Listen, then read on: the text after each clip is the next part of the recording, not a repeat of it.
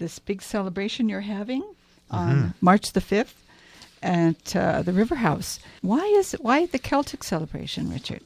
It partly was chosen because we are coming up to St. Patrick's Day. There's a bit of March. energy around the Celtic spirit, but also the Celtic tradition has had a profound influence on our work at Sacred Art of Living Center. And there's a beautiful tradition called Anam Cara. It means soul friend. Yes. And in that tradition, everybody needs a soul friend. You need some place where you can really bring your joyful parts of life, but also your broken parts of life. And the Celts teach us that. And they have a wonderful tradition. Their music and their celebrations often have sort of a melancholy and a joy mixed together. And so this Celtic celebration at the River House on March 5th is going to be a chance for the wider community just to come and listen to the fiddles and the bagpipes and the dancers and all of the great gift Sounds like a of great that party. culture live. Recorded music's great, but when you can hear it live, nothing it's like going to it. be great. And there's going to be a wonderful dessert buffet there and a chance to win a free trip to Ireland. That's going to be the giveaway. So you can come to that celebration and be there for the drawing. You've got pretty good chances because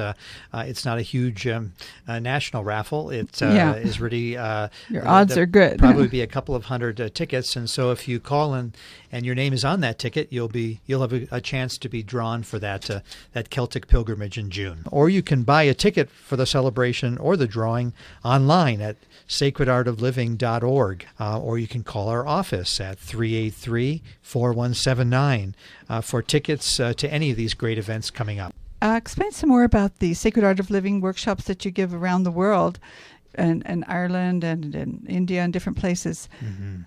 Yeah, the real core of our work, as I mentioned, other programs here that we do, like the Enneagram and our Circle of Life conferences. But underneath all of that, sort of our North Star, we say, is a program, a series called The Sacred Art of Living and Dying. And it really is for everybody. I guess if I could suggest that if you were a human being and you're going to be alive on this planet for any length of time, there's something here that just teaches us deeply how to be in the midst of all of the changes of life and to keep a sense of peace and centeredness and a sense of a profound relationship intact with ourselves and others and with God, however we call God. And it's a program series that we developed coming again out of hospice. But now we're finding that so many of the people that come to these courses are coming from every part of life. Right. And they come because they're dealing with, as I say, loss and change and transition. And it's a place to learn some lessons about how to deal with that more gracefully. And also how to find that deep sense of healing and peace when life seems to be falling apart. It seems to be the rhythm of life. We get it together at some point, and then either through death or loss, things kind of disintegrate. And the Sacred Art of Living and Dying work is really drawn from all of the world's great spiritual traditions. And there's so much amazing wisdom there that we can draw on. Yes. And so people come together and they leave returning to life, I think, feeling a bit more hopeful and inspired. Well, that's so important, and I think in this day and age, we can't hit too much of that. Underneath all of these differences and these different cultures and beliefs in history, there's love. That really is what unites us. Absolutely. One of my favorite quotes is from Thomas Merton, kind of an American mystic, who said, love is as close as you can get to God without really trying. So that's beautiful. When you experience a moment of love, maybe just in a piece of music or relationship today, just realize in that moment you're in the presence of the divine. Right. I've read somewhere that God is love, and where there is love, there is God. Right on. So I think that's really true. And I think love is at the root of all the things that you do in your work and about the Sacred Art of Living. And do you have other ways that people can access? Are you on Facebook?